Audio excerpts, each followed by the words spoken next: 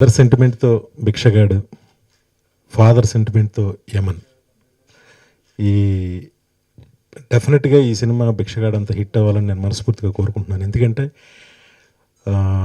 విజయ్ ఆంటోనీ గారు ఎవరు కొత్త డైరెక్టర్ వెళ్ళి కథ చెప్తానన్నా ఫస్ట్ ఆయన టైం స్పెండ్ చేసి ఆ కథను విని అది కొంచెం బాగున్నా సరే దాన్ని బాగు చేయడానికి ఆ డైరెక్టర్కి అన్ని ఫెసిలిటీస్ కల్పించి ఒక మంచి స్క్రిప్ట్ తయారవడానికి ఆయన చాలా ఎక్కువ వర్క్ చేస్తారని విన్నాను నేను.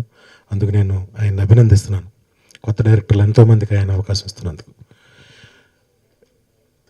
ఇందులో డైలాగ్ ఉంది కదా, కత్తికి భయపడితే రాజు అవడని.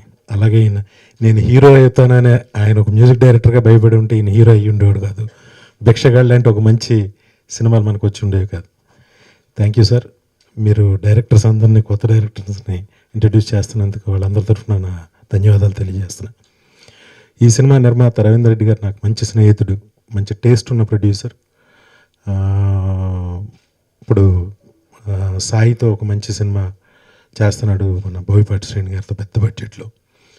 కథ నచ్చితే బడ్జెట్ కోసం ఆలోచించకుండా పెట్టే నిర్మాత ఆయనకి ఈ సినిమా పెద్ద హిట్ అవ్వాలని మనస్ఫూర్తిగా కోరుకుంటున్నాను. Thank you very much. అలాగే లైకా ప్రొడక్షన్స్, ఇప్పుడు ఖైదీ 150లో ఆయన అసోసియేట్గా ఉన్నారు. కత్తిని ఒరిజినల్గా వాళ్ళ నిర్మించారు. ఇప్పుడు శంకర్ గారితో ప్రతిష్టాత్మకంగా తీస్తున్న రజనీకాంత్ గారు రోబోట్ ఎప్పుడు రిలీజ్ అవుతుందని డెఫినెట్ మేము అంత ఎదురు చూస్తున్నాం సార్.